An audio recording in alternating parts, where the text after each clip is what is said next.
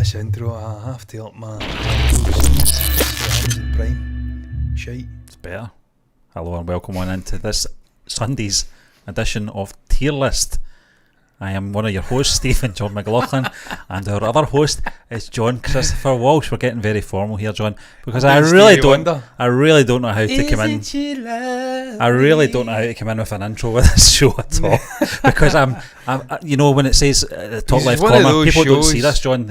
I can see tier maker, and when I say tier list, I said it the last time I was on a few weeks ago. Tier list maker. I really don't think there's any real. I mean, I've put tier list there, but it's just purely because I couldn't come up with anything better. Yeah. Well, anyway, there's folks, no real name to this show. If anyone's familiar with obviously this show, you will know that John did a solo one the last time on the Harry Potter films. I sadly missed that one. I sadly missed it. I was Stephen, I was struggling to speak about it, and I'm a fan of Starry Potter. Of Harry Potter. Starry Potter, yeah. I mean, John, that's basically what J.K. Rowling or Rowling did. What was the last one we did? Was it Tarantino then?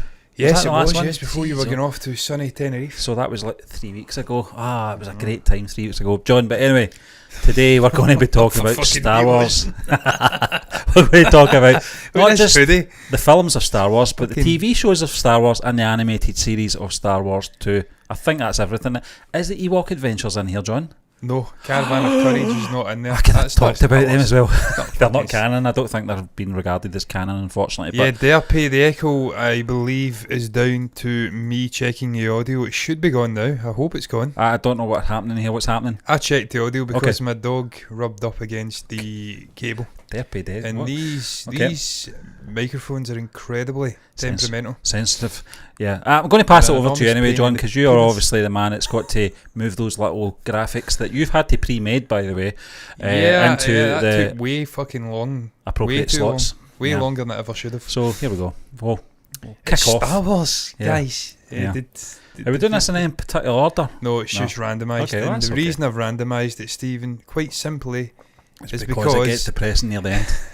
Yeah, exactly. If I start in chronological order, all the best ones are going to be coming, and then it'll get progressively worse. And people will switch off if they're not already. So we're starting with a bang. We're back with a bang. The worst potential Star Wars movie ever made, Stephen, The Rise of Skywalker. Is it the worst? Let's have a conversation about it and rank it, and we'll find out if it's the worst. John, Star Wars talking movie. about our own experience. I've seen it once. Yeah, our own experience was seeing us out in Hamilton, which is 2 miles outside Glasgow. It's depressing enough in fucking self. Didn't bother going for our usual traditional cup of coffee afterwards. We stood outside waiting to get picked up and just wanted to get home. That's as good as it got. Never seen this film since, John. I've seen bits of it on Disney Plus, etc., and bits on like YouTube and stuff like that. Not I've like been seeking it out or anything like that. Just seen bits of it. Never went back. And what a terrible experience. It's John. We've talked about this till we're blue in the face, blue and red in the face, actually, judging by the poster. But it was just a mishmash of two directors trying to outdo each other during this trilogy, retconning stuff that they set up and preparing new stuff and then retconning that as well. Just an absolute cluster F of a trilogy, and this was unfortunately the sort of end result of. I don't regard that trilogy as part of the Skywalker saga. I've got to be honest with you, I don't regard it at all. Oh, you mean Echo, the TV show? We've not even got that on here. Not even got it on there. Echo. I totally forgot about Echo. I was putting this together. I've not seen it yet anyway, so what you can rank it, where would you rank it, Derpy? Echo is a Star Wars project, isn't it? I'm correct in assuming that. Where would you rank Echo? We'll let you take off then. Well, we won't, because it'll take so long for you to perhaps come in, but yeah, I need to watch Echo. That's high praise then. Yeah, I don't know anything about it. Yeah, I need to look at that. There's a lot of stuff in here I've not seen, and we'll get onto that, I'm sure. Yeah. But Stephen, get onto it. The Rise, it's going to be one of those nights. I am on medication. I've had half a bottle of wine, and John's been on medication. I'm on medication. This is great. This is I've got a sort Sunday. of head cold, sort of throat infection, sinus infection, and I'm on paracetamol. So it's going to be fucking fun. I'll tell you that right now. But look, I'm up for it. The Rise of Skywalker, Stephen, what can I add to what you've said other than it's a travesty of a movie? Yeah. The trilogy as a whole, sequel trilogy, wasn't the best. No. You realistically could cut it out, and it hasn't really furthered the Star Wars galaxy at all. It seems to take place over the course of 2 weeks, and it's like the 2 weeks that John Lennon had sort of lengthened out in LA. The Lost Weekend. 18 months. 18 months. It should have been 2 weeks. Yeah. Nothing happens. The characters are unremarkable, bar a couple of noteworthy exceptions. The leading sort of protagonist is just beiger than beige. And really, this is the zenith of shithousery that is the sequel trilogy. That's just nonsensical. They bring back the Emperor. Even now, I can't remember the name of the fucking planet he's on. Somehow, Palpatine came back. Yeah, I know. God, even Oscar Isaac couldn't, as great an actor as he is, impart some energy into that sort of dialogue. What was the name? Exegol. Exegol, yeah. It's just beige. It's terrible. We've got space horses. We've got MacGuffins within MacGuffins. Lando somehow appears on a fucking desert planet. That was fortuitous. There's a snake. It's all very Star Wars meets Harry Potter plagiarised Star Wars initially, and then Star Wars was plagiarising Harry Potter. It was like the Chamber of Secrets. Everything in this film was just so convenient. Everything just fell into place. It was dreadful. Terrible. The best part of this movie was the Force FaceTime fighting between Kylo and Rey, hopping between his starship and the snow planet. Yeah. That was it.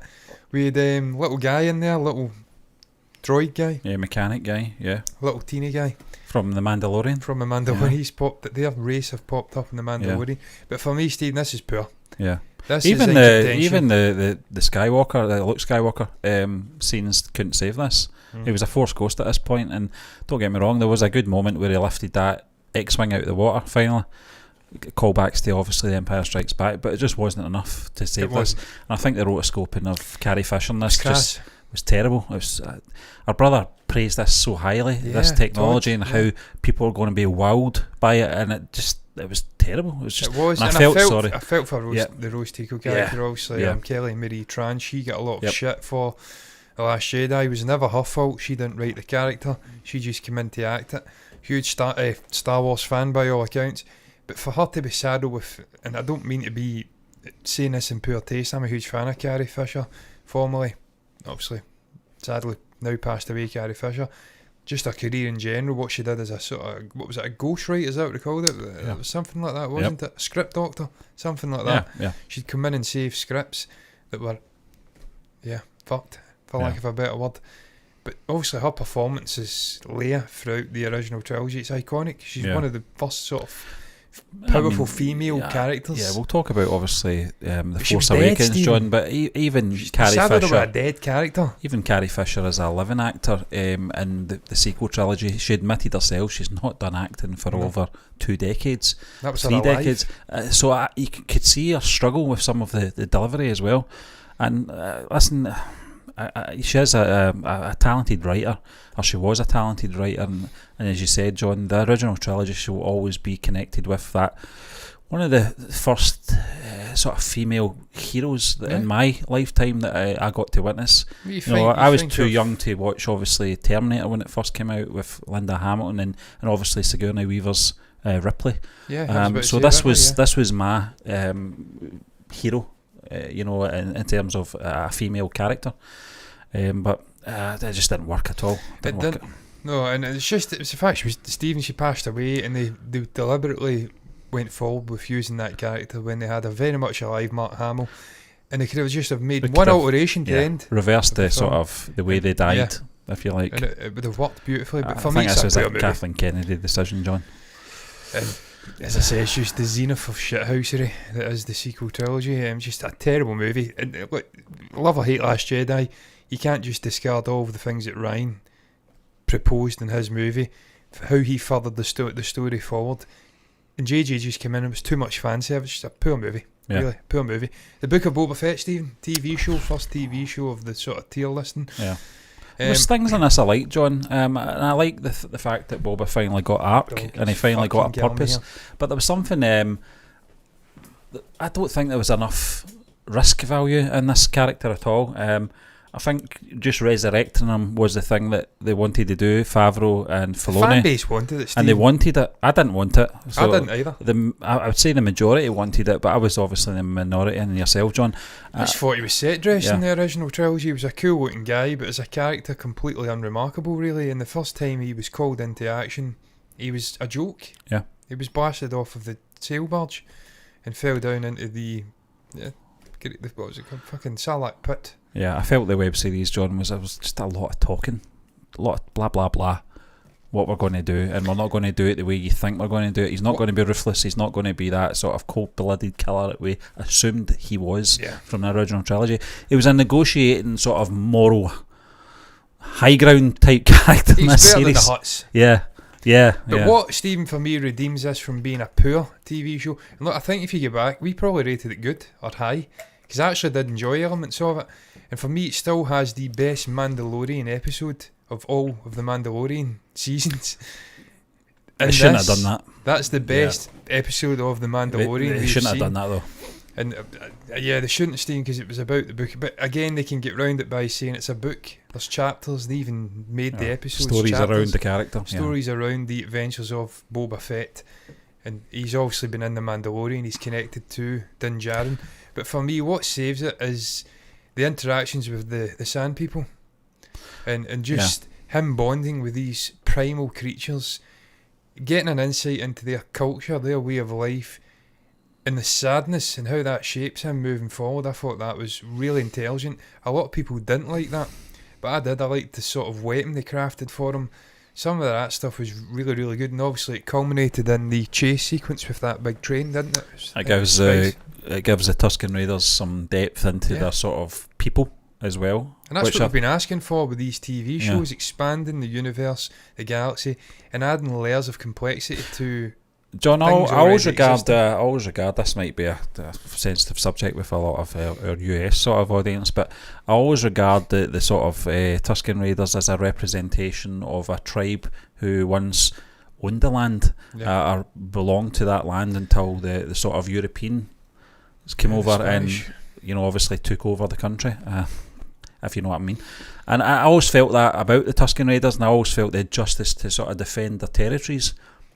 Yeah, I mean, they know the land. We just didn't get it fleshed out, and obviously A New Hope. They were just seen as vicious, angry hero creatures. Yeah. What's your problem, man?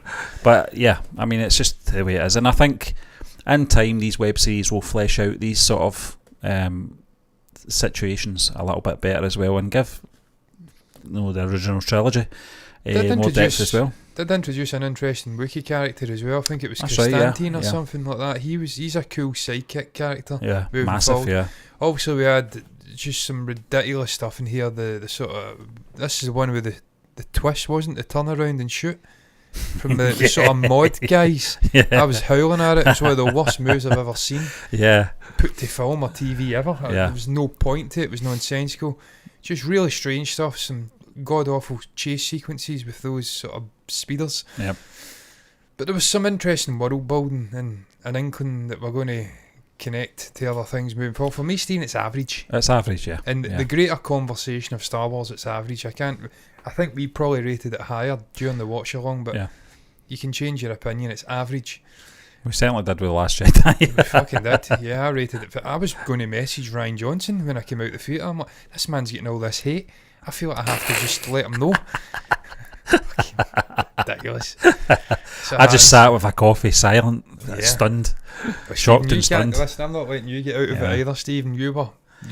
I was trying to fight. I was trying to fight his corner, John. I do admit that. I was like, listen. I was trying. Do you know something, John? I do this with Star Wars all the time, and I do it right up to probably the Rise of Skywalker. I did defend the franchise.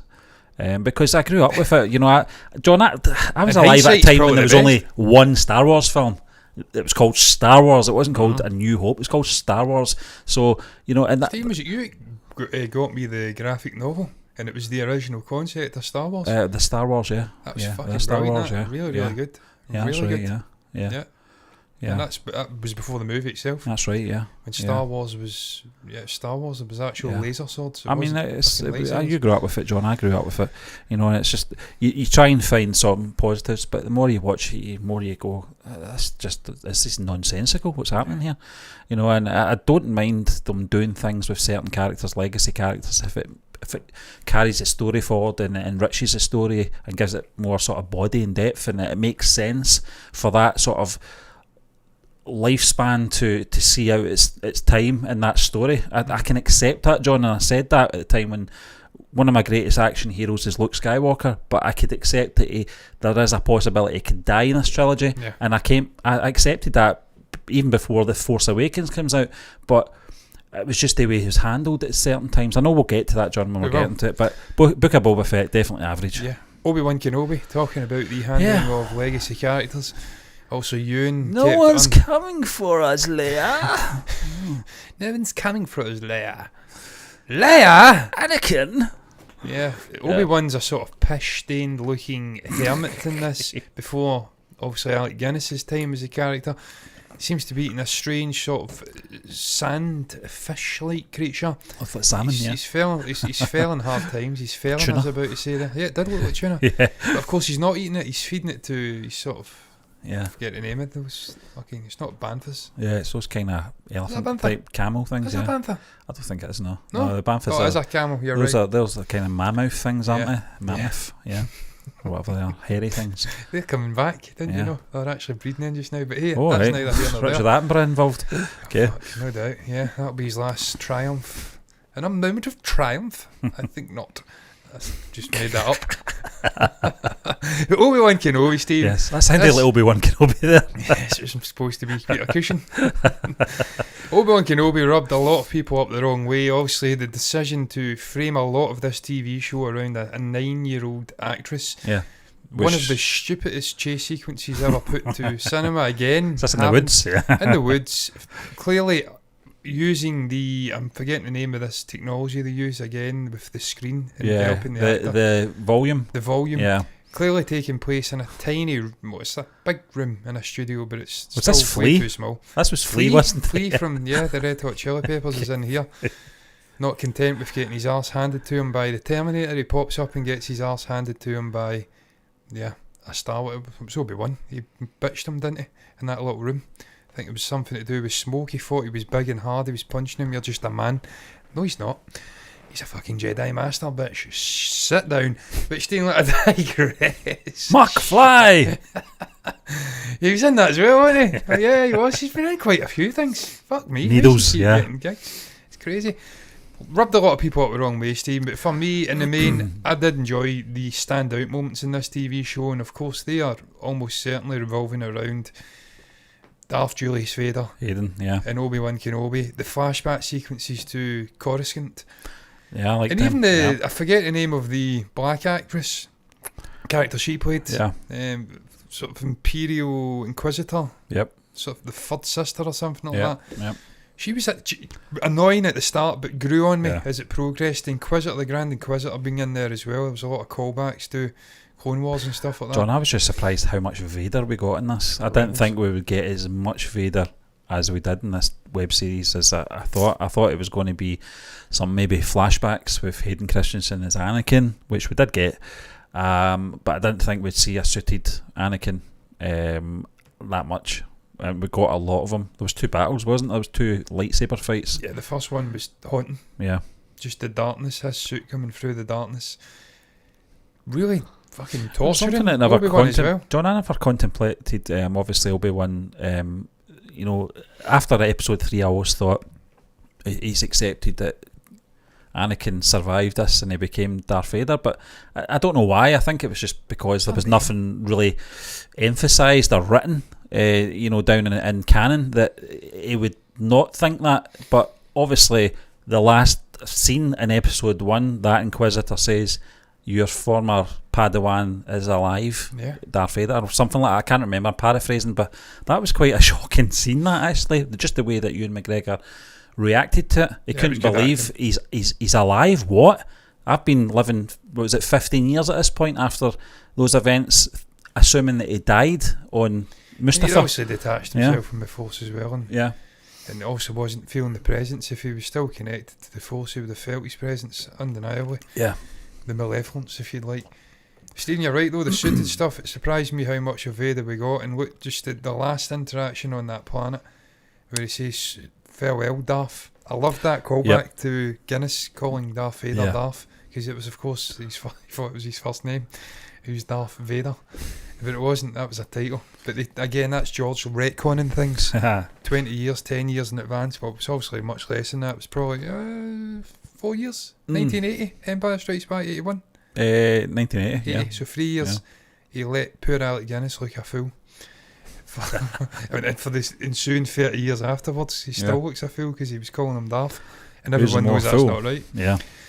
There was some really good moments in this, Stephen. For me, I don't know where you're thinking about. I think it's good. I think it's better than Boba Fett. Yeah, it's good. It's good just because of the interactions with Vader. There was Kenobi. times when Kenobi felt like a secondary character in his own show.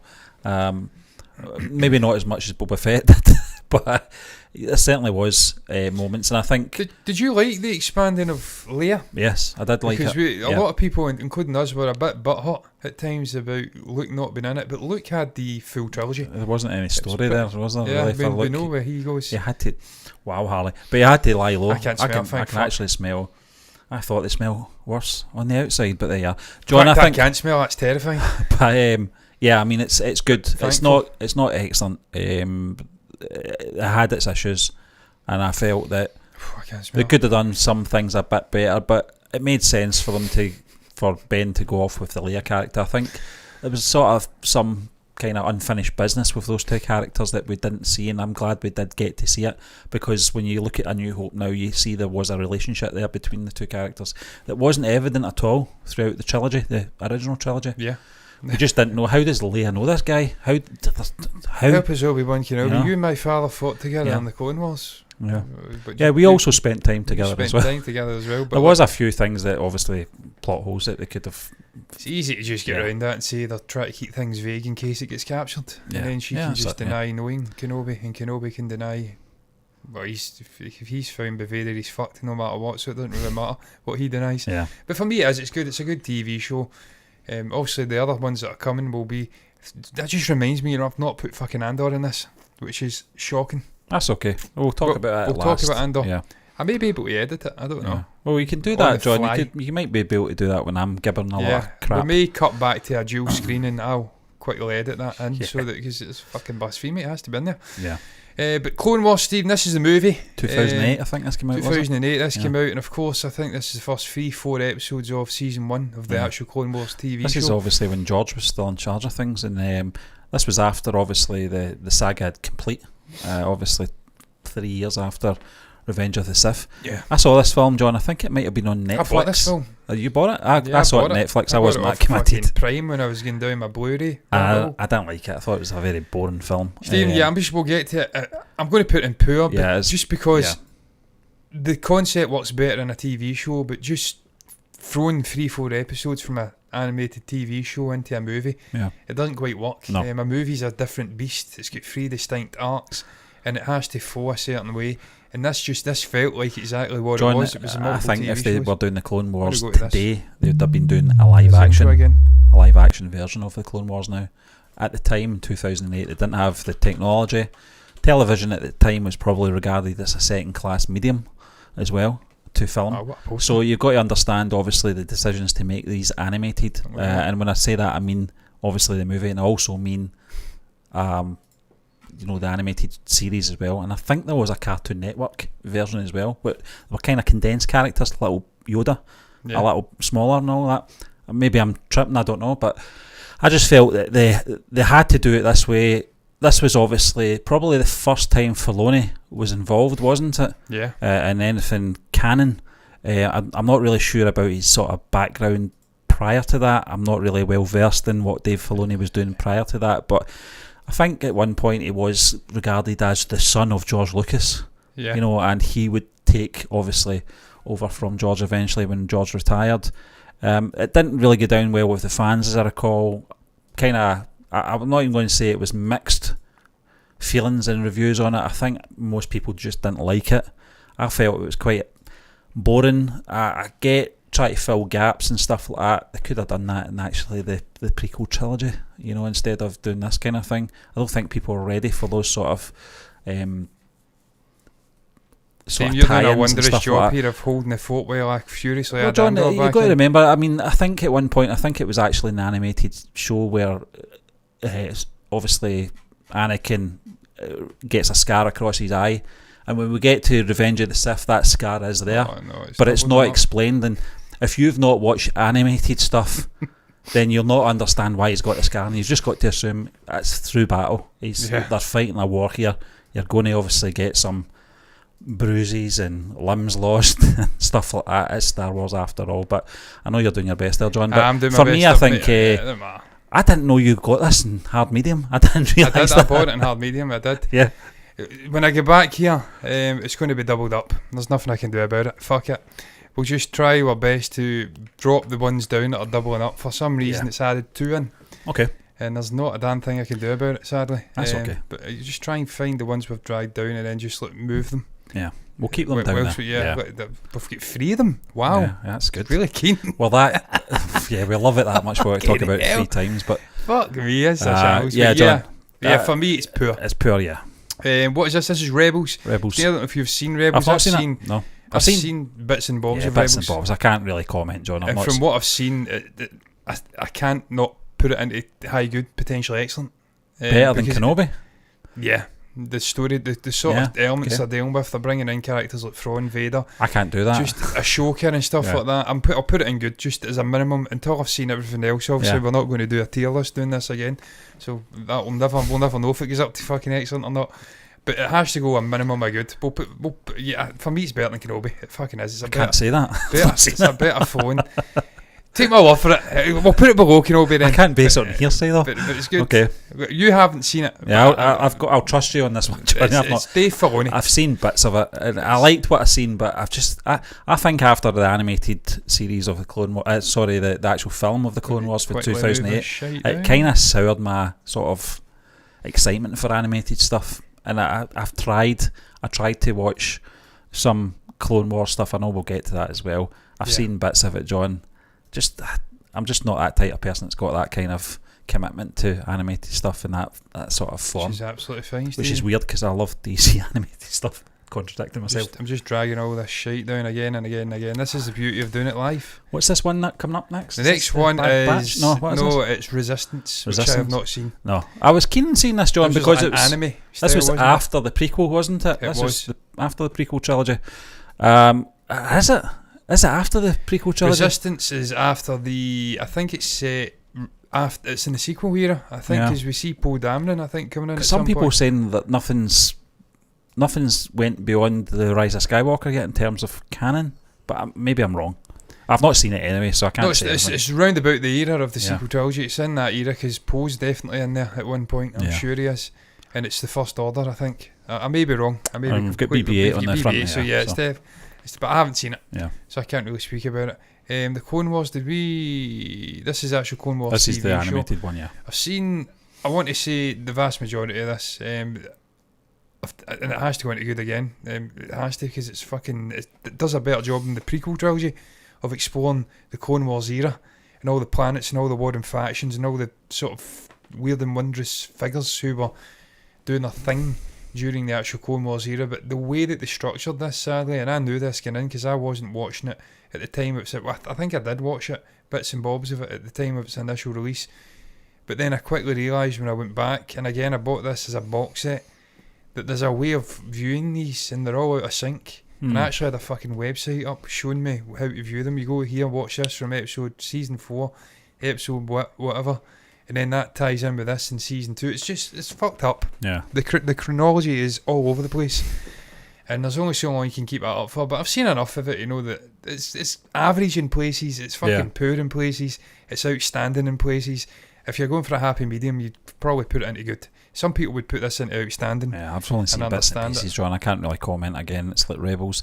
I've picked out the bits that people talk about and just watch them. And again, it's the whole commitment thing. I don't have the time to watch it, to be honest with you. It's absolutely fine, Stephen. Yeah. It is a commitment. There's a load of it. This is why I've went back and watched Big Bang Theory beyond season 4. This is so fucking much, and I can't do it just now. I simply can't. Stephen, the Mandalorian. Funny one, John. I think after maybe Wednesday night, I'd be putting it somewhere between good and average because I just thought the episode was very boring. Yeah. But then it took me back, and I think we mentioned this actually in our sort of little mini review at the end of the watch along, where we did say it reminded me the pacing was sort of callbacks to the first season, which I felt it took about maybe 3 or 4 episodes to really get into The Mandalorian. I think it was format more than anything. Just wasn't used to seeing Star Wars on the small screen, half-hour, 40-minute episodes, and it frustrated me. You know, and I don't think they did what they did with Andor. I think they learnt a lesson, but they've certainly not learnt the lesson for the 3rd season, because they went back to 1 episode per. But their argument will be that it's an established series. They don't have to give us 3 or 4 episodes, like 1, 2, 3, 4, all in the 1 week. But for me, season 1 was very slow. It was interesting, but very slow. Season 2 was fantastic. I thought it was phenomenal. The season 2 finale, which was incredible, and obviously Grogu been in there as well. One of the better choices in terms of animated characters, CG characters that we've had since obviously the prequel trilogies, because I think, you know, through the prequel trilogies and the sequel trilogies, a lot of the animated characters just hasn't really won the hearts of the audience, if you like, whereas Baby Baby Yoda, there isn't a big Grogu. Who was it that says fuck you? I think it was John Campea says fuck you, he's always going to be Baby Yoda. Yeah, well, fair enough, yeah. It works, and it works with this character, especially with a character that's not supposed to, you're supposed to see his face. Yeah. So you need some kind of emotional character in there. I do like it, John. I think it's great world building as well. Set after the original trilogy, and between that and the sequel trilogy, and there's a lot of stories to be told there still, you know, and I don't know how long Pedro Pascal will want to continue this. But the thing is, they could always recast him if they want. Exactly. You know, and because just he's a helmet. And just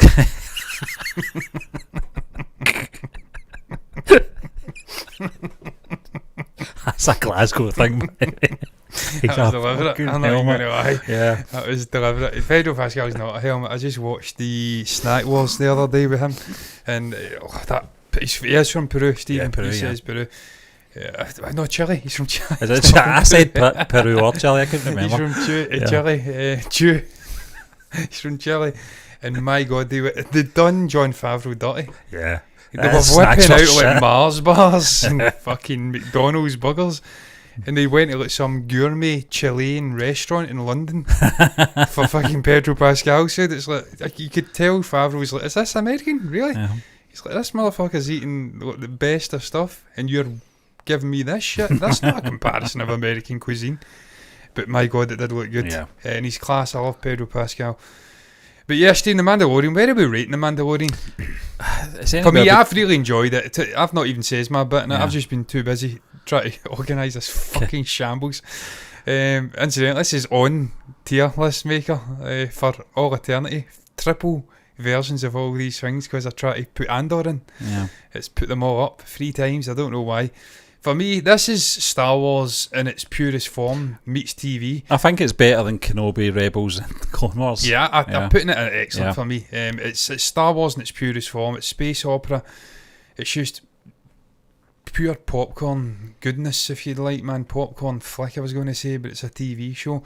You can sit in the house and eat popcorn whilst watching this. You can eat Potlucks, which is like Doritos and meat. It's popcorn and it's very fucking good. It's just, it's not like Andor, it's not got the hard hitting drama, it's not got the deep sort of human condition stuff going on. It's a fluffy adventure. It's a western meets Star Wars. It's got a Baby Yoda in there, it's got Grogu, if you like, whatever you want to call him. Carol fucking Weathers is in there. Timothy Oliphant was in there. Was in there. Yeah, there's some exhilarating moments in it, and the character, the theme from Ludwig Göransson is just epic. It's excellent for me. It's Star Wars done excellent. This is what started the journey for us into TV and Star Wars. You've got to remember that as well, and I think I mentioned that, John, at the last watch along we did with The Mandalorian Season 3 Episode 1, this was the one that opened it up for Marvel and everyone. It was. If this didn't work, who knows what would have... We wouldn't have got WandaVision or Loki or anything like that if this didn't work in that format. But it was good. It was a good decision to do something different, but set in a familiar sort of period in Star Wars. Absolutely. Stephen, moving on. It is Rogue One. Oh, that's up there that's up the top, John. That's outstanding. Do you think it's outstanding? I think it's amazing. For me, it's the best Disney work put out in film format. Yeah. It's got the most rewatchability of any Yeah, of the Disney yep. era Star Wars films, and it was just that little bit. But yeah, I know he's killing me. That little bit of brilliance from, I think it was a producer or something. John Noel, yeah. Yeah, spotted the excerpt in the screen crawl from the original Star Wars and thought we can make a film from that. Yep. And just the ingenuity of that has always struck me as being brilliant. Picking it out, many spies have died to try to retrieve these plans for the Death Star. I can't smell anything, and I'm glad I can't. My nose is gone. I can't smell a damn thing. So this is good for me. Sadly, you're going to have to suffer, Stephen. I can if I breathe in, and I don't want to breathe in. So I'm just not going to do that. I'm just not going to breathe in. I'm just going to continue on doing what I'm doing right now, and I can't smell. Thank God for fucking head cold. Fucking hell, I can't smell it. Wow. It's god awful. It's evil. Never let a dog in when you're doing content like this one. This is how I imagine the trash compactor to smell in A New Hope. Fucking hell. Yeah, it's not good. What an incredible smell you have discovered. Believe me, as someone who's often worked directly adjacent to landfills, areas that have landfills nearby, that is what it fucking smells like. It's not good. That is what the trash compactor would have smelled like. And that's what Luke Skywalker, Princess Leia, had to think about that there, and Han Solo would have smelled like after Mark they Hamill had to left. go under that water. You did, yeah. Thankfully the water wouldn't have been like that on the set, but the in-world water would have been reeking. But Stephen, this is a fucking great movie, and we went and seen this in the theatre. The last 10 minutes, Twice, some of the I think. best, we did. Last 10 minutes, some of the best Star Wars stuff you'll ever see. Some of the best acting in Star Wars has happened in this movie. For me, the greatest moment, the greatest scene potentially in all of Star Wars is in this movie, and it's when Jyn also sees Galen for the first time through hologram, and he is just unleashing all the guilt and everything that's just spewing out at his daughter for being away from her, for helping creating this horrific machine. It's just the importance of that building into the original trilogy as well. This is the perfect example. John did an amazing job on this. It carried the film. You got Mads Mikkelsen in there. You got Forrest Whitaker. Obviously, we weren't introduced. Ben Mendelsohn, obviously, we knew from The Dark Knight Rises, wasn't it? I think that was the last film we saw him in prior to this. And this gives you power. And obviously, your man that plays Andor as well, Diego, who we didn't know at that time, but I didn't know, John. I can't speak for you. Riz Ahmed, Donnie Yen. Yeah, they're all in there. Fantastic cast. But there's something about Felicity Jones's performance in this to carry it. It was key for this to work, because there was a line in the trailer which didn't make the film, and I hated it. We're rebels. Yeah, we rebel. Yeah, it was terrible, and I thought, don't like that. Don't like the sound of that. It's too. That was Gareth Edwards. Yeah. I think obviously getting Tony Gilroy in, he saved it. But he just added that sort of layer of the stakes in there as well, the seriousness of the situation. Very glum ending as well, John. It was, and that was Gilroy's decision. Because I think in the original movie, some of them survived, and I think Gilroy came in and says, no, this is not this kind of movie. This has to end in tragedy. That really hammers home the stuff about spies dying. John, the score now as you've well. Put a name to it. The score, I'm blanking on the name. Michael Giacchino, fucking incredible. Your father would be proud.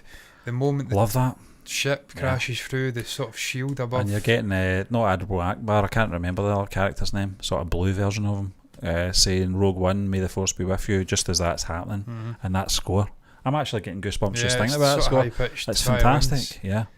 And then just the way it builds into the end for these characters you've went on that journey. First time we saw a mocap human in a big feature film as well, John. Obviously Peter Cushing. I'm blanking on the name of the guy that played it. He was in Extras, who had to portray Peter Cushing in so I always forget his name. Impersonate. Sorry, it was Guy something. Yeah, Guy. I never ever get his second name. It's always like Richie or Pierce that's stuck in my head.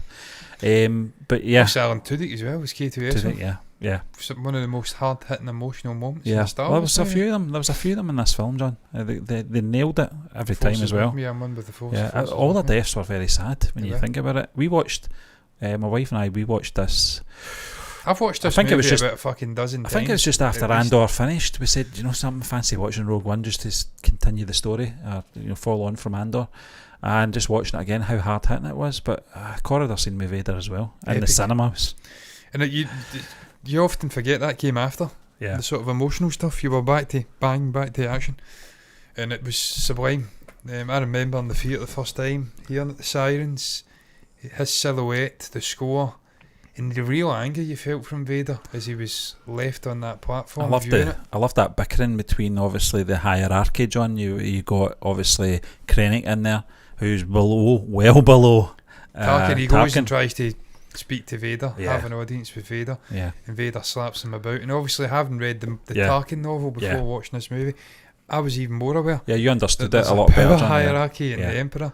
Don't you? In the Empire. Yeah, don't you talk about Tarkin like that? Yeah, You don't Tarkin's understand. Fucking nip and tuck with Vader. There's only 3 of us at that level, and Yeah. you're not even near that level, mate. No, he's way below, way below. It was the Emperor, Vader, Tarkin, and then he was a way down. Yeah, So he got his arse handed to him. But what a performance from Ben Mendelsohn. Yeah. Right from the very start, Steve, and the shot of the ship coming in, it's beautiful.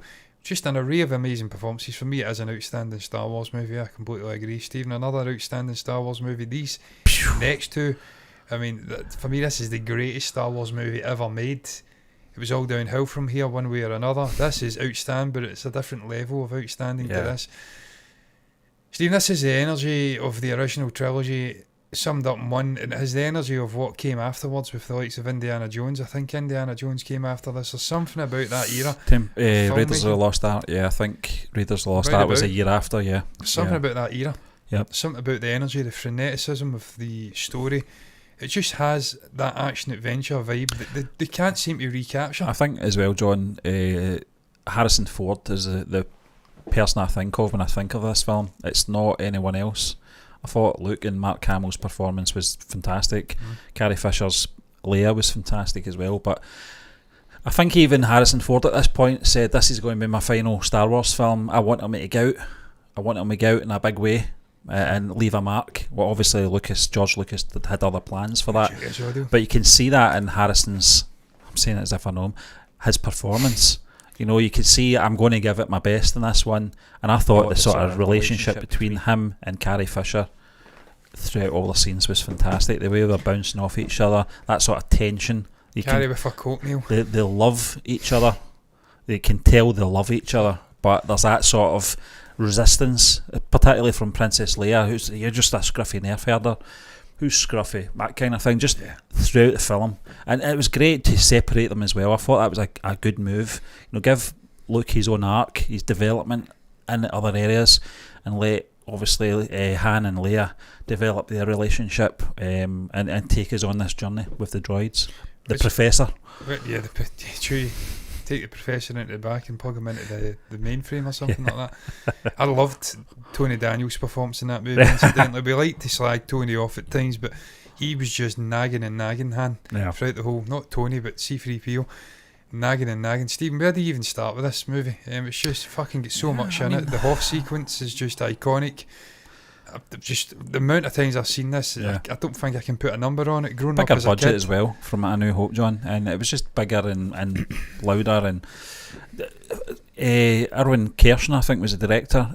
To have that decision, obviously, Lucas had a big decision in making that such a dark ending as well, and leaving it on a cliffhanger. 3 years you had to wait. It was a long time back then. Fucking time, it's still a long time now, but even then, John, it probably would have felt a lot longer because they didn't have obviously VHS at the time that you could re-watch as much. Obviously, the access that we've got to all these films now, you can re-watch them till the next one comes out, kind of thing. But I don't know where to start, John, to be honest with you. I mean, Hoth, the snow speeders, the ATs, just the fucking soundtrack from John Williams, everything about it. Dagobah, Yoda's introduced, Bespin, the belt, the asteroid belt as well. Belt, with the big sort of worm thing. Yeah.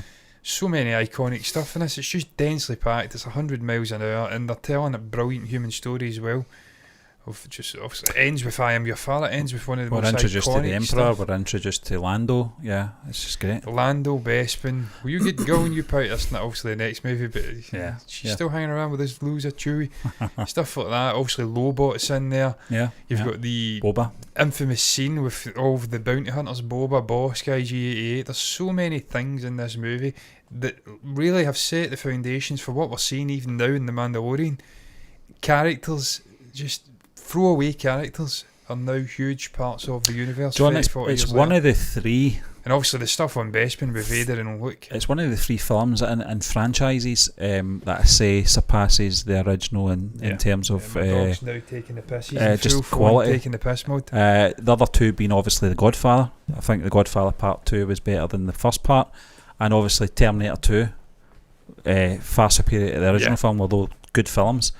But just everything about it, I thought that Lucas taking a step back from the directorial chair as well was a wise move. He had companies to set up. You have to remember at that time he had LucasArts, he had ILM, he had Skywalker Sound. All of these things, I think maybe the sort of early forms of Pixar as well. Yeah. He was a busy guy and he could not dedicate that time, but it worked out good for us because, as we know, George isn't the best director in the world and he doesn't like directing people.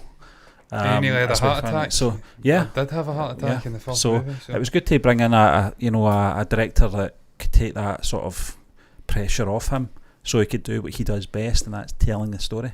And also I was about to say the late great James Earl Jones is still with us. Fucking hell, I don't Yeah. like doing that because when I say things like that, it actually happens. Hope I've not just jinxed them. But obviously that iconic line, "The Force is with you, young Skywalker, but you are not a Jedi yet." John, the iconic line has to be the father. The father of line your as well. father, yeah. The biggest twist in movie history. Just Still everything is. about the visuals, everything about it. Bespin, just incredible locale. That's really Star Wars summed up for me, going to these weird and wondrous locations and making them pop.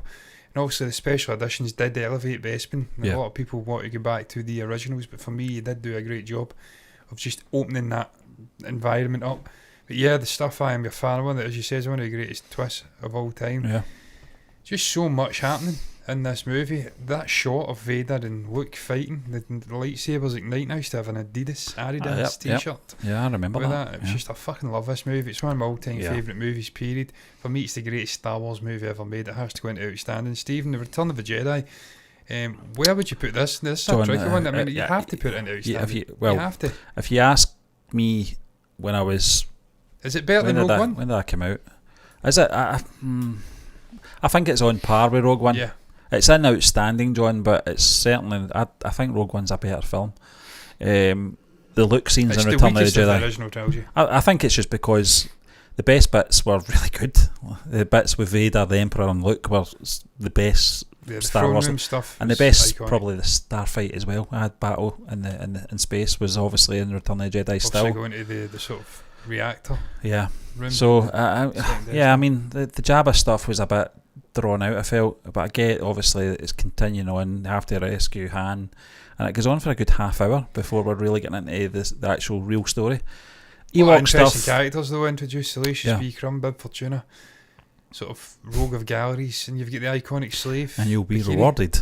You will be rewarded. You weak-minded fool. He's using a Jedi mind trick. Yeah.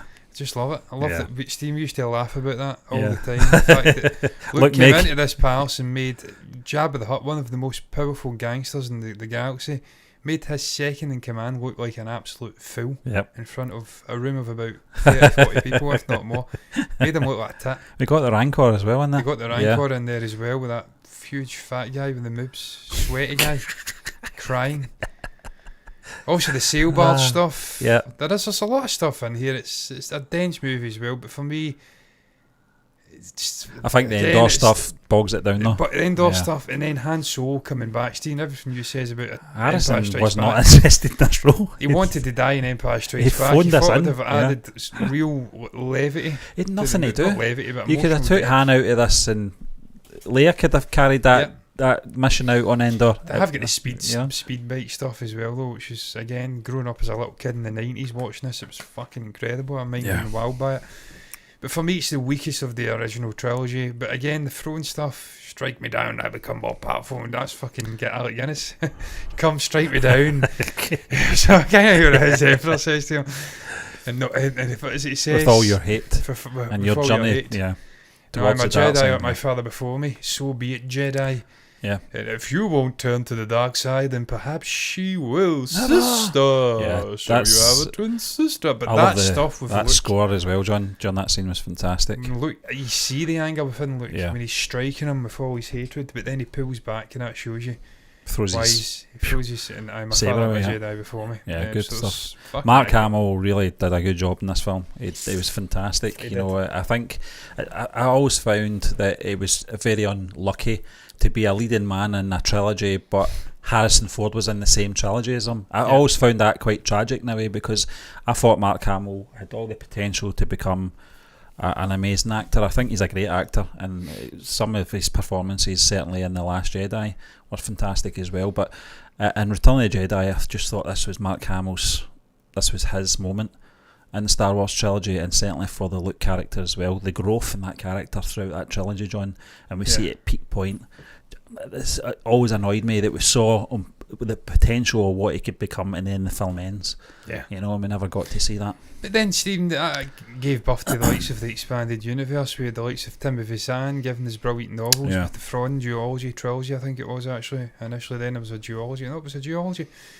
And that gave birth to a lot of interesting characters and concepts that they are still mining now for future projects. Yeah. So they should have done something quicker with the sequel trilogy. I know he wanted to go back and reverse engineer it, but it should have happened in the 90s with them when they were still young. They could have made something special happen. Yeah. But it wasn't to be. And I agree with you, we never really got to see the full blown Luke Skywalker Jedi Master and his pomp. Yeah. They've kind of alluded to it, but we've not got to see it, and it's disappointing. Stephen, the Phantom Menace.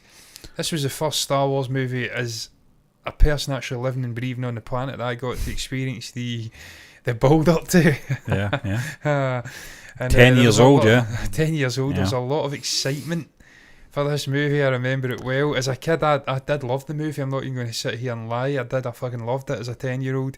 I was obsessed with the pod racing stuff. I had the pod racing game. Obsessed with Sebulba and fucking Anakin's racer. There was so much going on in here that I did enjoy. Darth Maul, Darth Maul was cool as hell. Qui-Gon. Yeah, there's a lot of good stuff in there, John. Duel of Fates. I know that a lot of people get bored, obviously, with the politics and stuff like that, and I get that. You know, especially if Lucas is saying that these films are aimed at children, but you're giving them sort of adult content there with Trade Federation talk and all that. And kids aren't interested in that rubbish, you know. And I think he tried to find a balance between the old fans and the new fans, but the old fans were just like kids as well, in terms of their spirit was still, you know, they wanted to relive their youth, and they didn't get that with the storyline, unfortunately. You're right, John. Great sequences in the pod racing, and obviously the Darth Maul, Obi-Wan, and Qui-Gon stuff. Also, the initial moment when Qui-Gon fights Maul on Tatooine as well. It's brief. I think they actually shot a longer sequence. I seen something about that the other day. But yeah, that was iconic as well when they were fighting. Some decisions I felt were wrong. I thought they should have brought maybe Anakin as an older Hayden Christensen or someone his age should have come into at that point. I get they're saying, obviously, with Luke in their original trilogy saying, I think it was Yoda on Dagobah saying he's too old. That kind of thing, so they kind of boxed themselves in. Or but need to they make him didn't, younger. because they could have come into the story when he was already part of the Jedi sort of order. Yeah. And he was older, and he was this sort of petulant, impatient guy who wasn't following the rules of the order. They could have come in at that arc when he was like a teenager. Instead of yippee! Instead of yippee! He's what is it? This fucking Shmee said. He's saved those who. He's brought hope to those who have none. Stuff like that. Fuck. Storm's getting up, Annie. Better get inside. Yeah, stuff like that is just rubbish. It's like Big Mo. Are you an angel? Shit, just rubbish, crap, nonsense. Natalie Portman was very young in this film as well. She was very young, and that's tripped many people up, sort of looking back in hindsight, and talking about me, speaking about how she was better looking then than she is now, and I'm like, that's a bit fucking strange, because she was about 17 in this. But you need to remember, I was 10, so it's... fucking, it's fine. She was fucking better looking back then than she is now. That's what time does to everyone. I was better looking. No, I wasn't. Not when I was 17, but I was better looking maybe in my early 20s than what I am just now. That's what time does to you, sadly. 17, I was a fat mess. I wasn't that fat, but it was like a fat Elvis John Lennon period. I was chubby, and it was totally unacceptable. Even now, as a sort of chunkster, I'm getting there. I'm not as bad as I was then. Look, that's a long way to say. Look, yeah, she was young looking. She was young in this, and she wasn't the worst thing in that movie, Stephen. No. She sort of done the switcheroo, didn't she, with the Keira Knightley? Padme. That's right. Yeah, she Keira became Knightley was in Padme. this. Yeah. And obviously, just the moments with It her was and just Qui-Gon. dialogue was terrible. Yeah, It was fucking dreadful. that little droid did it. Like, just things like that. It was just It was fucking dreadful. terrible. It wasn't, and that's something that played the prequel trilogy moving The forward. Huts are gangsters. Nah, not working. And then you've got the sort of casual racism. Yeah. Jar Jar's obviously a Caribbean themed character. We've Yeah. got the sort of Asian Yeah, terrible. themed. Yeah. What are they called again? I can't remember. The Trade Federation guys, Yeah. anyway. This dude's get what is it? I'm that not going says to here? impersonate them, John. Yeah, I'm not going to do it. Yeah, because that's a bad mistake. But needless to say, it was dreadful. Yeah. And then Bad obviously decision. Watto, the little flying alien on Tatooine, was like a Middle Eastern Arab kind of stereotype character. So there was a I lot always of think of the casual guy out racism. the mummy with the fez on his head. Yeah. And it was totally unnecessary because in the original trilogy they had alien dialogue. They actually spoke in an alien language, so you could have just have did that That instead would have of made sense. making Yeah. them all speak English. Pointless. Where are we ranking it, Stephen? I think it's. I think it's a good film, John. I'll be honest with you. It is a good film. You put it in I would put it good. We could always, move it about. I suppose at the end. That's fine.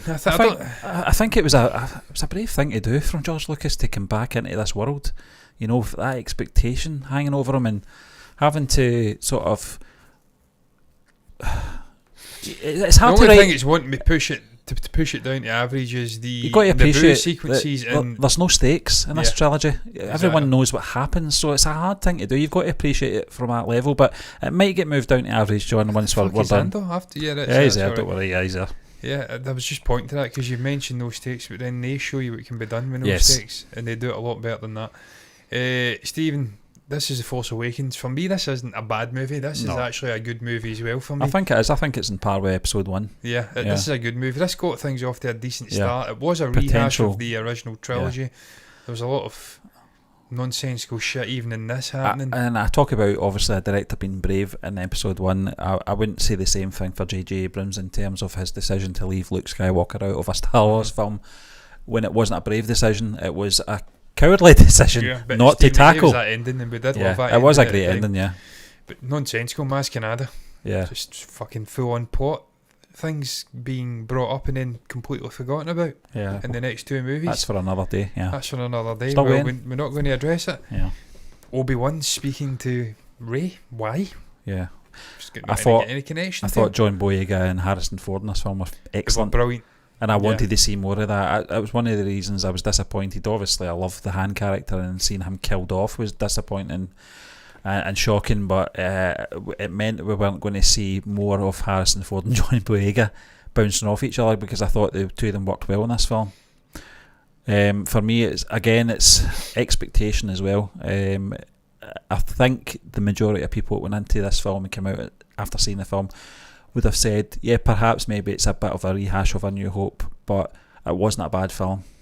It wasn't. It was decent. It had its moments. It had some brilliant action moments. Obviously, the Rey character in this isn't as on steroids annoying as she is in the next two movies. I actually feel sorry for her. Yeah. When she's sitting on her own, she's obviously got the sort of humble food that she's putting together. She's scavenging for an existence. And then some of the stuff that you did mention, John Boyega, obviously he's hilarious in this movie. He's this defecting stormtrooper, finds a cause at the end of the movie. The introduction of Poe, he's very interesting in this, sort of maverick. He thought he was going to become Han Solo of this trilogy. The plans were to kill him off, actually. Plans were to kill him off initially, and then he obviously survives. And you realise it was pointless. He should have fucking killed him off. Kylo Ren was an interesting character. Yeah. So much potential with him and Snoke. Domhnall Gleeson's General Hux was very decent in this as well. The bickering between them. Also, the death of Han Solo was not as shocking as it should have been, because it was fucking spoiled for me in the build up to the movie. Some prick on Facebook. So that could have been. Still seen it though, John, witnessing it was quite upsetting. I felt it was, yeah. It was quite took your breath away. Just to see an iconic character being killed off the way he was by his son. Yeah. Nevertheless, that was again rehashing stuff from old Star Wars films with a twist. Oh, he's the son of Han Solo, and I felt Adam Driver was fantastic in this. Just that presence he had from very early on, when he actually goes to Jakku in those opening sequences. Jakku? I can't remember.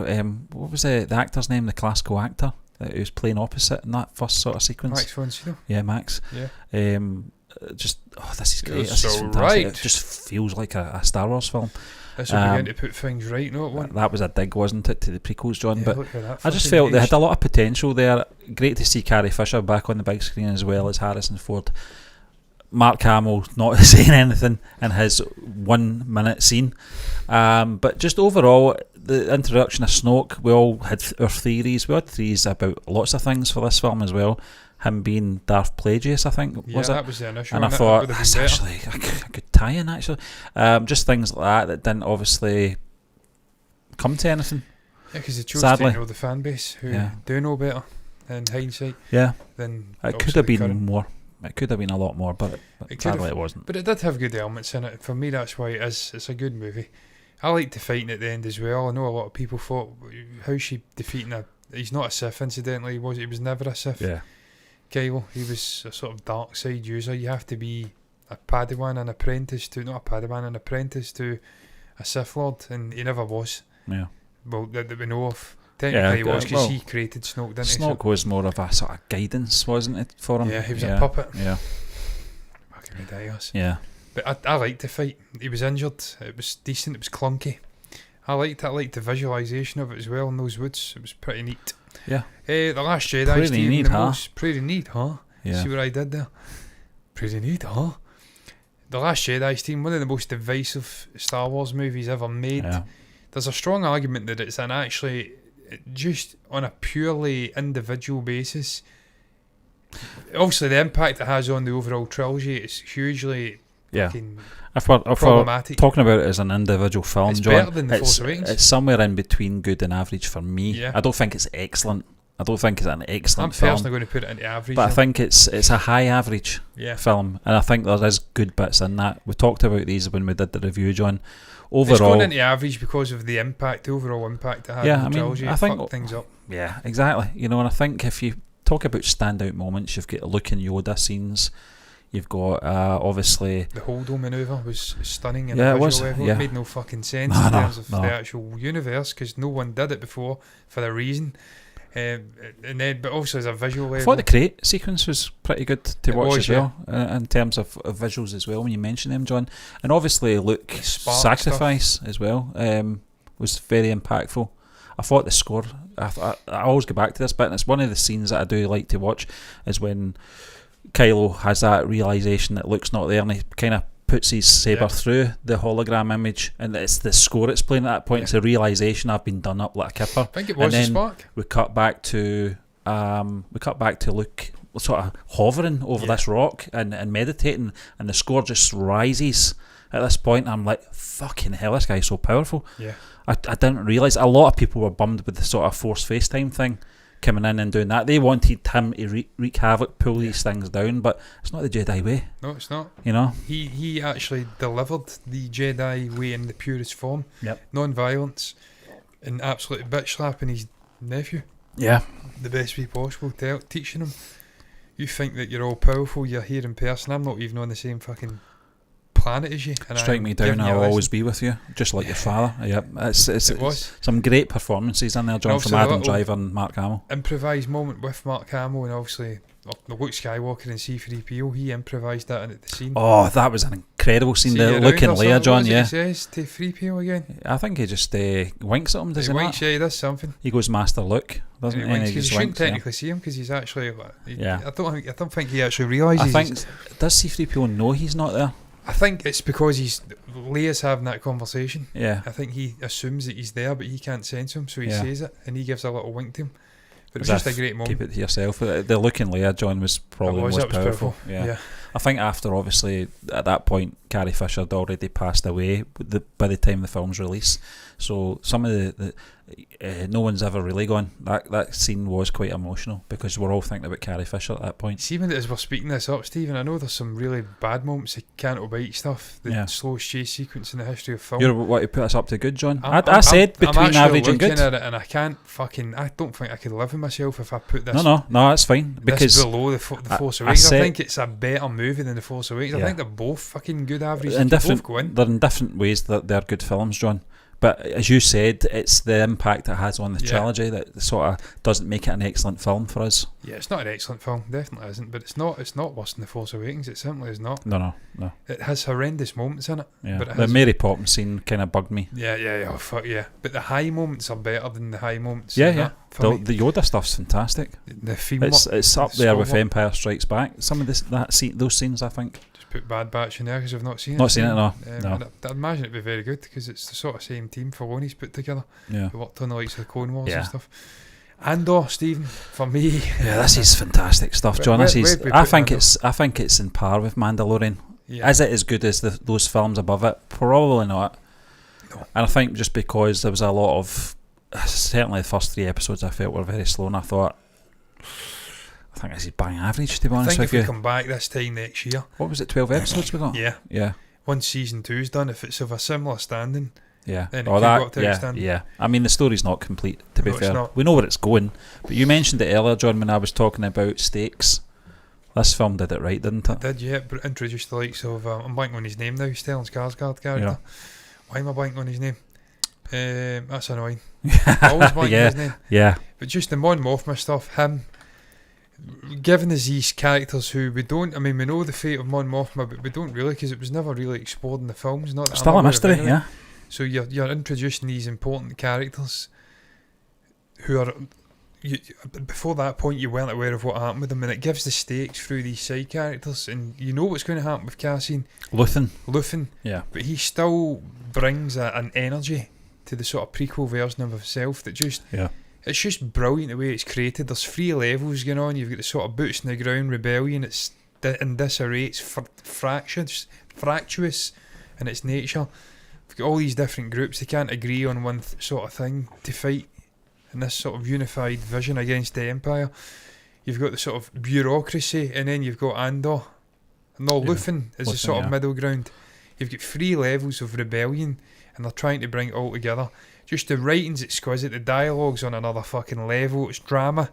It's a different kind of story in Star Wars. We've never seen this done before, and Stellan Skarsgård's acting is a joke. It's so good. Yeah. The narration, that sort of monologue, that's the word I'm looking for. I can't remember the episode, I think it may have been the 1-3 from the end.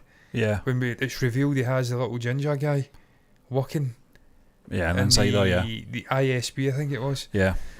That stuff at the end is amazing when he's telling him what he's sacrificed, what he fights for. Some of the best stuff we've seen in terms of acting in all of Star Wars.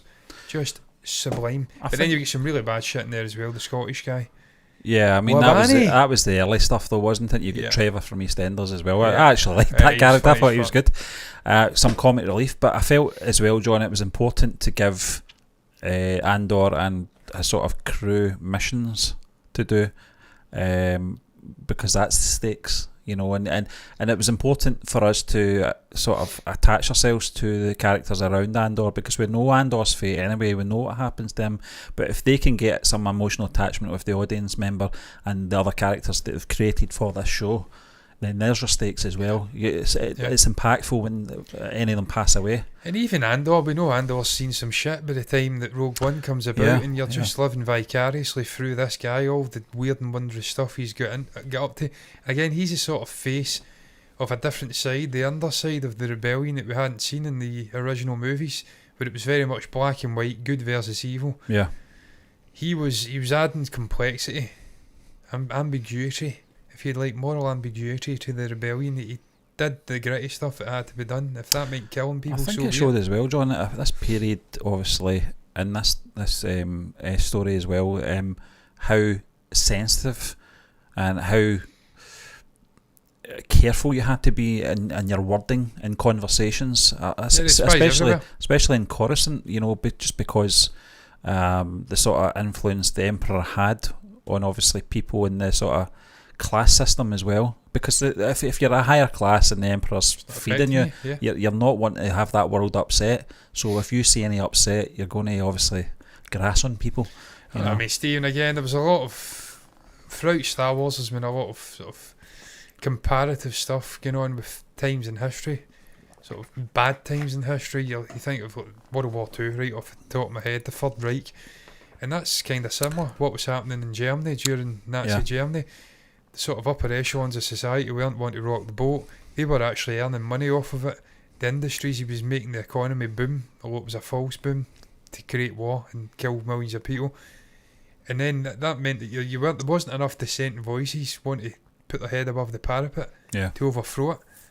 And that's what we were seeing here. It was almost like that in Star Wars. I remember, it was fascinating to see. I think it was episode 4 or 5, by the time we got to the prison.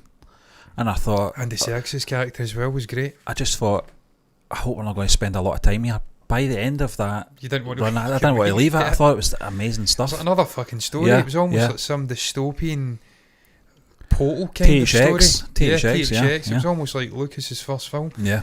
It's just, that's what the beauty of this TV show for me. It was taking you to places you didn't think you would want to go to in Star Wars. You were reluctant, resistant at first, and then it brought you round to it. So that's just great writing for me. The rebellion begins. It did begin. It was see great. That in this. The intro was doing my box and it was too long. Fucking quiet. Yeah. But then there was something going on. Apparently, there was something going on. It was a score. I think it was chunks of the score. They segmented the score, and it all came together. So that was quite intelligent. Clearly too highbrow for us, though. You know. Yes. Stephen, talking about something that's not too highbrow, because this is a pretty simple story. It's a space opera done right. A farm boy meets a princess. It's not sci-fi, according to George Lucas. Yes, well, it is sci-fi because there's a dog without pants, a 7-foot dog without pants running around. Stephen, second best Star Wars movie ever made for me. Maybe we can put some leather hosing on him. It's all the problems we've got. This is the thing. I always remember Mark Hamill saying that. What is it if they're worrying about how we look, we're screwed or something like that? Yeah. Wasn't my hair wet in the last scene? If they're looking at your hair, kid, then we're all in trouble. Exactly. Precisely. John, look beyond that. As it was called, Star Wars back in the day before it became a chapter or episode 4. This was a film that obviously it came out the year after I was born, so I actually lived in a world before Star Wars. I'm so old, and I think only 1 year though. I think, John, just this is the film that I watched repeatedly from probably the age of 4 right through to my adult life. I just love this film. Just something about it. It's just something. You lived in a world without Star Wars. That's crazy to think, isn't it? I lived in a world when all the Beatles were on this planet. So, jeez, you can see the actual grey hair come through his eyes, John. But yeah, I mean, I'm catching up with Robert Meyer Burnett. That's how bad it is. I think it's just a great film. But you got 3 unknowns as your sort of leads.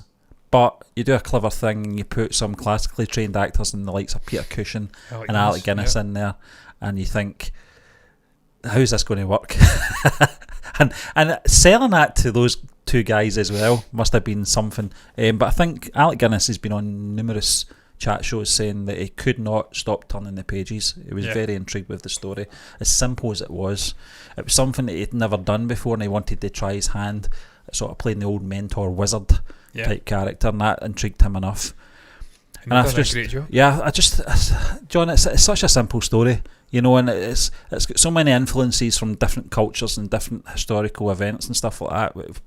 We can talk the hind legs off of, but having that sort of point of view from the droids was something that I'd never seen. I don't think I've seen it since, where you're taking sort of lowest form characters and they're sort of carrying you through the story. Very unique. It was actually revealed, I think, in the expanded universe that it was all being told from the memory banks of R2-D2. Right, yeah. He was relaying the entire story. It was through his perspective in some strange way. Yeah. I don't know if that's true. Clearly it can't be, because he wasn't in every fucking scene, but he was almost relaying the story, the Skywalker saga, if you like. He made up the other shit.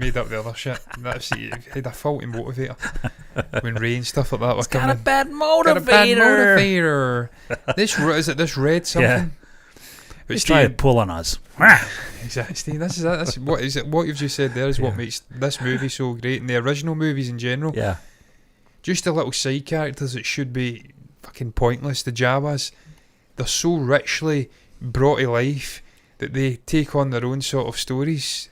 The set dressing in this movie and in the subsequent movies of the original trilogy, at least anyway, the side characters are interesting. They are so weird and wondrous that people went off and created fucking whole backstories for these guys.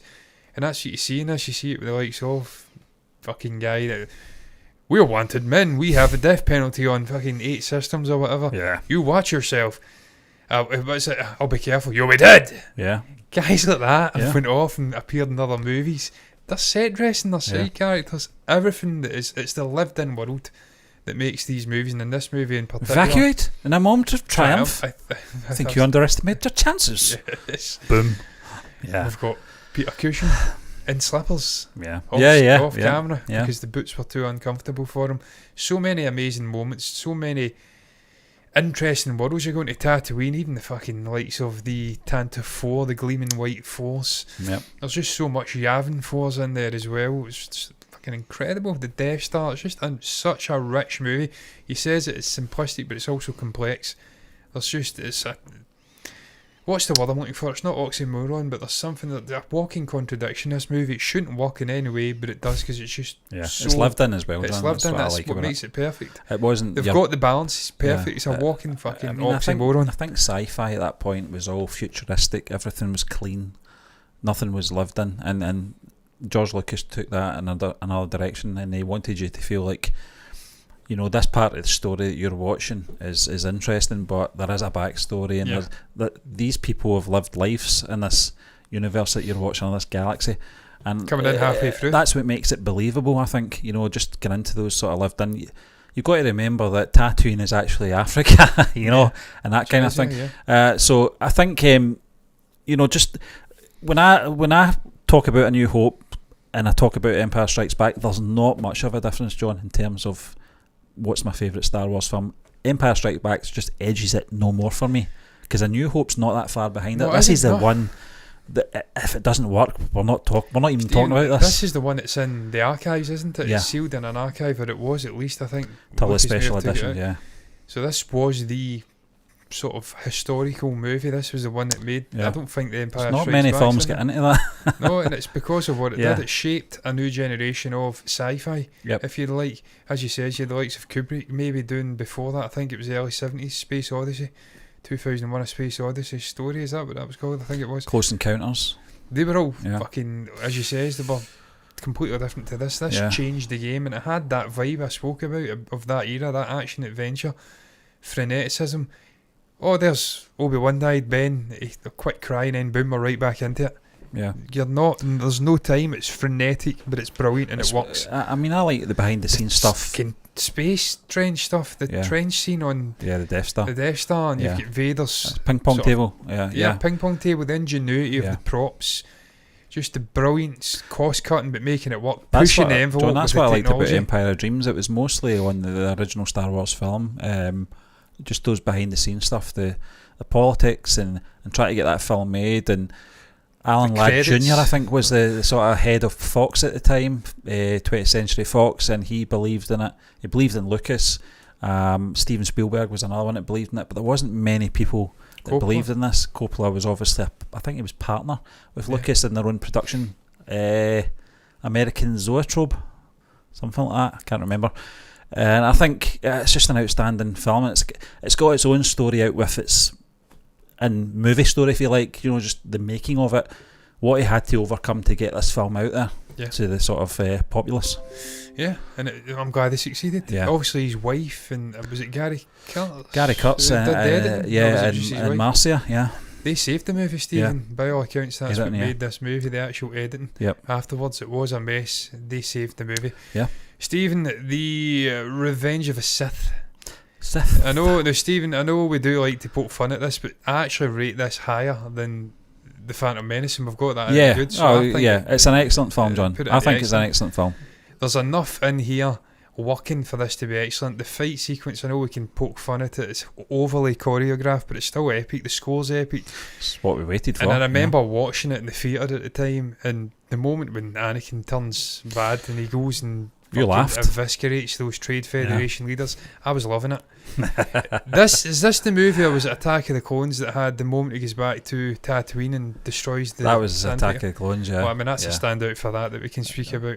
Order 66 Order 66 was a standout moment for me. I thought just the turn of everything. It changed everything in the galaxy, just with an order, you know. And I just think that I saw that robot there, and I think it just everything about it, John. You know, I think Lucas kind of he dropped the ball kind of, you know, in terms of connecting the stories to the original trilogy at times, and there was a lot of stuff that he still had to do for the third part that he could have done if he spaced it out a bit better with the first two episodes, but he seemed to get everything done in this one, right down to C-3PO's memory having to be erased. Just little things like that are important for continuity. There is a few plot holes in there, John. Yeah. And I when we get back to we're talking about Obi-Wan Kenobi, the series, a lot of that filled in a lot of the plot holes from the prequel trilogy as well. So it kind of makes it more forgiving, if you like. And I think the Revenge of the Sith for me is the best out of the prequels. It is, Stephen. It's just as you say, this is Vader the way we wanted him, or Anakin the way we wanted him. If I can speak. The manipulation with the Emperor, he's telling them stories about Plagueis, not from a Jedi. Also, there's some moments that are a bit cringeworthy, a bit cheesy. The youngling stuff, is she alive? Is she okay? Another happy landing. Another happy landing. I didn't mind that, to be fair. I love Ewan. Ewan can do no wrong for me. But Grievous for me was a bit... Grievous. But you got the hello there stuff. Yeah. It was on Utapa. So again, this is where Star Wars, this is what I always loved about Star Wars. Even in the lowest moments, the weird and wondrous locations that George took us to, the likes of Felucia, Utapa, these different planets, he was always giving us something different and dazzling to look at. It may have not been good for the actors to act in because they were in front of blue screen at the time, not green. But for the audience, it may not have aged well in terms of CG, but they can get back and sort that. Yeah. He was always doing something different with the locations, and the Order 66 stuff was fucking great. Also, we briefly see, I'm blanking on the fucking Wookiee planet. What is happening? Kashyyyk, yeah. You missed it in the theatre. You went to the toilet and came back and it was gone. Yeah. But for me, it's an excellent movie, Stephen. Just the deconstruction of the relationship of Anakin and Obi-Wan, and the rise of the dark side, if you like. It's just like all the prequel films, John. Dialogue obviously keeps it from being an outstanding film, unfortunately, but the story's there. Count Dooku's death. Yeah. And Stephen, again, what they do in this, there's always little in-world mythological stuff going on, or just not mythological, but in-world like canon. Yeah. The fighting styles, they introduced that concept in the prequels, all the different fighting styles. Count Dooku pokes fun. Anakin at the end of Attack of the Clones, he's fighting in an inferior style. He can master it. But this movie, he's already went away and learned and became a better fighter, and he beats him with fucking ease. Yeah. And obviously they do it. And the look of disappointment and disgust in the great Christopher Lee's eyes as he turns to obviously Palpatine. Yeah. Christopher fucking Lee in these movies. What the fuck more do you need? Incidentally, Ember Power says, glad to see some love for the prequels. Listen, I think a lot of people have mellowed to the prequels after the sequel trilogy. For me, I grew up with them. John, that's your... The next one I'm going to speak about, I've not got a huge amount of fondness for. There is bits in it. There's bits in this as well. Again, with Christopher Lee, this theme from John, I like to chase through Coruscant sort of lower ground. It reminded me of Blade Runner in a way. Obviously chasing that bounty hunter, the sort of changeable thing. I can't remember what it was called, but it was a good scene as well when it turned its head and you could actually see its lizard sort of skin. But there was a lot in there. Obviously the stuff with Padme and Anakin at times was so cringeworthy. I don't want to watch it again, but that you mentioned that the Sand People stuff, John, was fantastic. Stuff in Tatooine. That was our introduction to Owen as well, wasn't it? Uncle Owen and Beru. That was your man. Always blank his name, Joe Egerton. Yeah. he's a brilliant actor. The factory scene I didn't like either. Too much. It was heavy CG stuff going on there. But then we get Padme's iconic outfit. Yeah, so it's very Leia-ish, yeah. So you can't really moan. And you've got Samuel Jackson comes in, obviously properly in this. We do see him briefly, I think, in the Phantom Menace, but my dog's fucking again just determined to get down and kill things. My Mike in particular, he's determined to come bring crashing down. He's sitting next to me, it's alright. Sorry, my friend. Crash bang wallet, what a video. What a video. Obviously, Mace Windu, he decapitates Jango Fett. You've got the Jango Fett stuff, the fight on... It's Geonosis, yeah. No, the water planet. Oh, the Camino, yeah. Yeah, I mean, I love that scene. The seats, Stephen, I remember being obsessed with the seats. I wanted to get a fucking seat like that. A spoon kind of seat. Yeah, John, we talk about Maz Kanata and unfinished stories. Making my way throughout the galaxy. There was an unfinished story in this with Cypher Diaz or something like that it was called. Master Cypher Diaz. Where are they going with this? And they didn't address it in the third film. Yeah, I think it was just Dooku. Yeah. Dooku was manipulating things, wasn't he? There was theories at the time. I always remember, you remember that message board, theforce.net or something like that? Mm-hmm. I was on there, yeah. And kind of died a death until the sequels came out. But I always remember the theory. We're putting this in average. Yeah, I think there was a lot of fan theories in regards to that storyline, thinking, is that Qui-Gon? Is he Cypher Diaz? Is there a dark side to Qui-Gon? Because there was obviously sort of point in that direction that Qui-Gon's not a light side Jedi completely. There is a bit of darkness in him, and he's a bit of a maverick with the council as well. He doesn't always agree with a lot of their decisions and stuff. The council were wrong though, Stephen. So, obviously Luke discovers that by the time of the sequel trilogy. Another great scene, John, as you mentioned in The Last Jedi. He talks about that, the dogmatic view, the hubris of the Jedi, and how they were wrong, because ultimately this not caring, no attachment, it leads to stuff like this happening. And obviously the hubris of them, they thought they were the arbitrators of all things force and peace. And they weren't. They became full of themselves, they became lazy, and that's why when we get, Stephen, they can't speak about the Revenge of the Sith and not speak about the fucking scene where he comes in the name of the Galactic Senate, you are under arrest. I am the Senate, not yet. It's treason then. Yeah. Fucking amazing, man. Some good back and forth dialogue between Samuel Jackson and Ian McDermott, John. Oh, it's just brilliant, that scene. The way he takes down was... Let down with that, yeah. I mean, that is the living embodiment of the hubris. Can you imagine if Mace went in with Yoda and Anakin?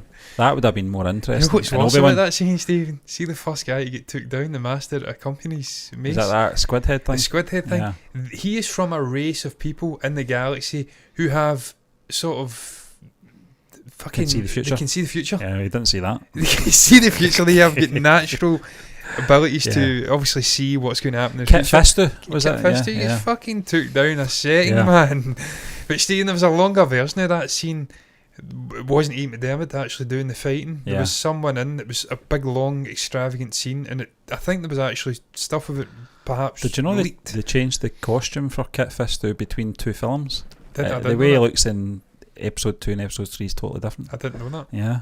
I know they did it with Yoda, obviously. Yeah. And fucking the other one, Yaddle. Yeah. Haunting. Yeah. That was another thing they righted. George is never slow to right the errors of his ways. He usually does a decent enough job. He just gets he gets too involved and changes too much. But it's usually the things he does change are pretty decent. But yeah, Steve, for me, look, there's too much shit going on in Attack of the Clones for it to be a good movie. The CG's aged the worst of all the movies as well. There's an over-reliance in the CG. Yep. The Geonosis stuff was cool at the time, but it's aged terribly. There wasn't enough fucking Clone Wars in the Clone Wars movie, Attack of the Clones. It was at the very end, John. I think as well, this was the first film in history to be filmed 100% in digital. Yep, and you can tell. Yeah. It winds me up that there wasn't a clone trooper suit. Yeah. No, that's right, yeah. Anywhere, I should say. Never ever was a clone trooper suit. They were all CG. Yeah. Brutal. But we get the amazing, what do you call it? Fucking asteroid scene. I can't remember the name of the actual thing that Obi-Wan uses, or Jango Fett uses. Yeah. What's it called again? Sonic thing. Can't remember, yeah. The sound of that in the theatres was fucking iconic. Yeah. I pity people who weren't there to experience it when the technology was actually state of the art at the time that you could get away with saying it looked good. Now it looks terrible. Back then it didn't look terrible. and you went to the theatre. There was moments in that movie as well that were fucking decent, to be fair, but it's average, and that's going to round it up. Yeah. That was a long discussion. Yeah, Fucking hell, I an knew it hour would and be, a John. half. It's Star Wars. An hour and a half long, but Steve, I think we've got it right in the main. I think so.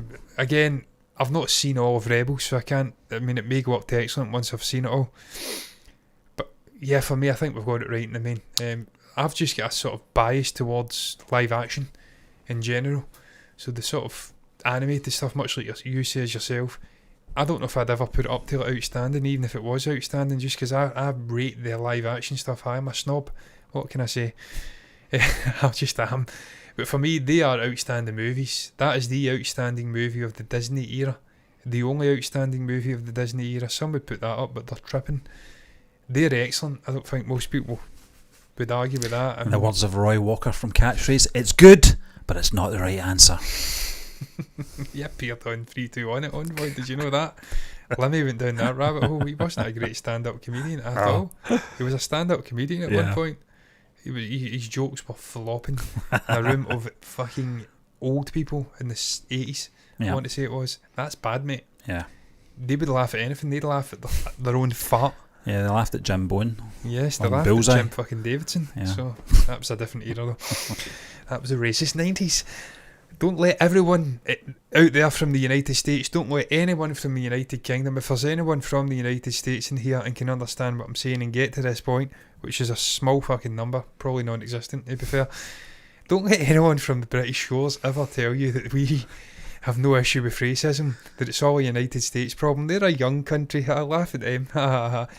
We are more sleek over here. Sometimes we're not more sleek and sly. Jim Davidson was on the TV in the 90s. That man is a fucking... I'll not say it. Allegedly. Yeah, he fucking is. Fucking racist bastard, let's be honest. He is. He just is. Not my words, digress. Jim. Not my words. Alleged. There you go, I get round it. Alleged. Roy Chubby Brown. People like that. Proud of it. Bastards. Good, Steve, I think we've got that right. I don't think we have to change it. That's what I'm saying. I think it's pretty decent in the main. Yeah. Shall we round it up? Yeah, let's do it. Let's go to the dual screen. Do it. What's your thoughts on Star Wars? How would you rate Star Wars? The movies, the TV shows. How would you rate them in terms of outstanding down to poor? Is Pedro Pascal a helmet? That was the highlight. That was fucking great, wasn't it? I says that deliberately, to be fair. It wasn't through some sort of paracetamol-induced coma that it just slipped out. What was the context I used that in again? He's not just a helmet. Not just a helmet. Yeah. Some people would say he is just a helmet, but he isn't. Pedro's class. I love Pedro. He's a brilliant actor. Can't wait to see The Last of Us. To see the man without a helmet, showing just how good an actor he is. Not even he could save Wonder Woman 1984, and he was the villain in it. That was a terrible movie. That was a low point for Pedro. It's in Narcos as well, wasn't it? He was, but I've not seen Narcos. I've heard it's great though. I'd imagine he's very good in it. What's your thoughts on Star Wars? Where would you rate the movies? Outstanding through poor? Share your thoughts about that down below, about our choices. Anything you feel compelled to share can go down below in the comment section. You can also like the video if you've enjoyed it. Subscribe to the channel and hit the bell icon to get notifications straight to your eyeballs. All that's left to be said, and I'm rounding this up. Did I do Twitch? Follow us over on Twitch as well. We get some random fucking Twitch spam bot in saying we'll promote your channel. Give a fuck. Follow the notifications button over there if you've enjoyed us over there as well. Regardless of what you do though, all that's left to be said is thank you for watching us. Me and Steve are done. Until the next time,